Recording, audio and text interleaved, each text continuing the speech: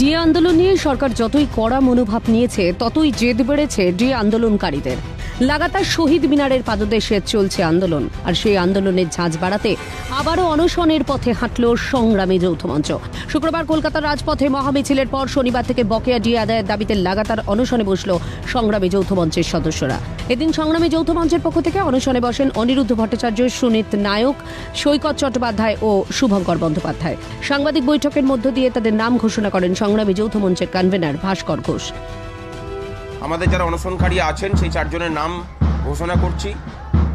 আমার ডান দিকে বসে আছেন অনিরুদ্ধ ভট্টাচার্য, একজন অবসরপ্রাপ্ত সরকারি আধিকারিক। তারপরে বসে আছেন সৈকত চ্যাটার্জি, ওই পাশে আছেন শুভঙ্কর ব্যানার্জি, বাঁ পাশে আছেন সৈকত চ্যাটার্জি এবং এই পাশে আছেন সুনীত নায়ক। এই চারজনকে আপাতত সিদ্ধান্ত নিয়ে চারজনকে বসানো হচ্ছে। পরে যে নাম আছে সেই নাম থেকে আবার সংখ্যা বাড়ানো হবে। শনিবার দুপুর 1টা পর্যন্ত রাজ্য প্রশাসনকে সময়সীমা বেঁধে দিয়েছিল সংগ্রামী যৌথ মঞ্চ, কিন্তু সেই সময়ের মধ্যে প্রশাসনের পক্ষ থেকে কোনো সদুত্তর না আসায় দুপুর 2টো থেকেই অনশন শুরু করে সংগ্রামী যৌথ মঞ্চের এই চারজন আন্দোলনকারী। পাশাপাশি তারা জানিয়ে দিয়েছে ডিএ আন্দোলনকে আরও জোরদার করতে আগামী 29শে জানুয়ারি থেকে লাগাতার ধর্মঘটের পথে নামতে চলেছে সংগ্রামী যৌথ মঞ্চ। আসলে সরকার যে অবস্থায় নিয়ে গিয়ে আমাদেরকে দাঁড় করিয়েছে সেখান থেকে আমাদের আর কোনো উপায়ান্তর নেই। 1 বছর ধরে আমাদের এই অবস্থান চলছে। সেখানে সরকার একবার আলোচনা করে সমস্যার সমাধানের কোনো ব্রতী হয়নি, যে কারণে আমরা গতকালকে আগে সময় দিয়েছিলাম মুখ্যমন্ত্রীকে, আজকে 1টা পর্যন্ত অপেক্ষা করেছি।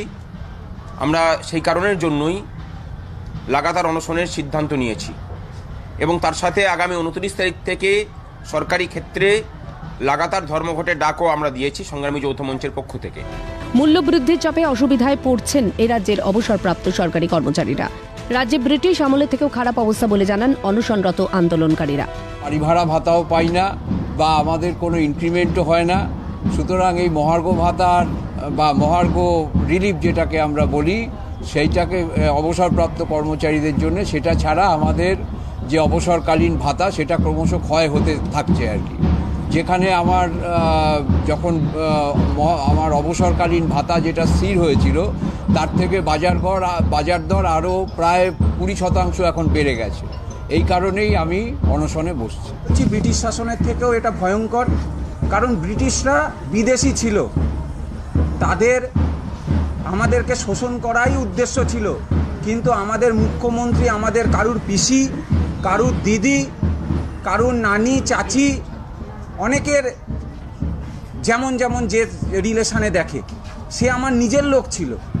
সে যখন আমাদের পশ্চিমবঙ্গবাসীকে শোষণ করার মতন একটা পরিস্থিতিতে নিয়ে চলেছে, তো সেখানে আমাদের মনে হয় এরকম ধরনের চরম সিদ্ধান্ত ছাড়া আমাদের কাছে আর কোনো রাস্তা খালি নয়। সহকর্মীরা অনশনের পথে হেঁটেছিলেন, অনশনটা উঠেছিল, কিন্তু আবার আমাদের বসতে হলো এই কারণেই যে আমাদের প্রতি সরকারি কর্মচারী, শিক্ষক, নার্স, পুলিশ, পেনশনার সহ সমস্ত মানুষের সঙ্গে, বেকার ভাই বোনেদের সঙ্গে যে প্রবঞ্চনা করা হচ্ছে, আমরা তার বিরুদ্ধেই সমস্ত রকমের আন্দোলন সংগঠিত করেছি। তারপরেও সরকারের সময় হয়নি আমাদের সঙ্গে একটু সময় ভাগ করে নেওয়ার, আমাদের সঙ্গে বসার সময় তাদের হয়নি।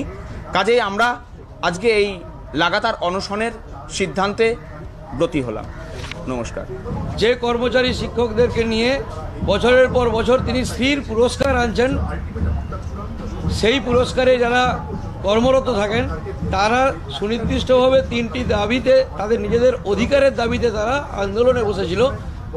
359 দিন আজকে হয়ে গেছে, এখনো পর্যন্ত সরকার পক্ষ আমাদের সঙ্গে আলোচনায় বসে সমস্যাটা মিটিয়ে নেওয়ার আশ্বাসটুকু দিতে পারলেন না। তাই জন্য আমরা আমাদের আন্দোলনের সমস্ত যে পদ্ধতি, সেই পদ্ধতিগুলো অ্যাপ্লাই করার পরেও তাদের যখন ঘুম ভাঙল না, তখন আমরা পুনরায় আবার নিজেদের শারীরিক, মানসিক এবং সমস্ত রকম ক্ষতি স্বীকার করে আমরা আবার আমরণ অনশনের সিদ্ধান্ত নিলাম এবং এই অনশন চলবে। পশ্চিমবঙ্গের একমাত্র সমস্যা দুর্নীতি, আর এই দুর্নীতি নিয়ন্ত্রণ করছেন ক্ষমতার শীর্ষে আছেন যারা, তারা। তাই দুর্নীতি মুক্ত হলে এ রাজ্যে আর কোনো সমস্যা থাকবে না। সংগ্রামী যৌথ মঞ্চের পক্ষ থেকে এমনটাই জানান সংগ্রামী যৌথ মঞ্চের কনভেনার ভাস্কর ঘোষ। চোর ডাকাতদের স্বর্গরাজ্যে পরিণত হয়েছে। আমাদের লড়াইটা অন্য কিছু নিয়ে নয়। পশ্চিমবঙ্গের সমস্যা কিন্তু এই যে এত কিছু প্রচার হচ্ছে যে এত কিছু সমস্যা, পশ্চিমবঙ্গের সমস্যা কিচ্ছু নেই। পশ্চিমবঙ্গের এক এবং একমাত্র সমস্যা হচ্ছে দুর্নীতি, এবং এই দুর্নীতিটা কন্ট্রোলড বাই মানে একদম ক্ষমতার শীর্ষে যারা বসে আছেন তাদের দ্বারা।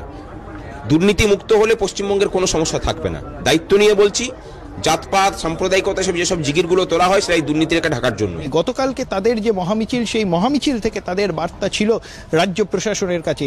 আজ দুপুর 1টা পর্যন্ত সময়সীমা দেওয়া হয়, কিন্তু রাজ্যের তরফ থেকে কোনো রকম কোনো সদুত্তর না পেয়ে আজ তারা আবারও অনশনের পথে গেল, এবং আগামী দিনে তাদের যে লাগাতার কর্মসূচি, সেই কর্মসূচি আরও তীব্র হবে, আরও ঝাঁঝালো হবে, এমনটাই হুঁশিয়ারি দিচ্ছে সংগ্রামী যৌথ মঞ্চ। এবং আগামী 29 তারিখ থেকে লাগাতার ধর্মঘটের পথেও যাবেন বলে হুঁশিয়ারি সংগ্রামী যৌথ মঞ্চের। ক্যামেরায় সায়ন্তন চক্রবর্তীর সঙ্গে ইন্দ্রনীল ঘোষের রিপোর্ট, ক্যালকাটা নিউজ।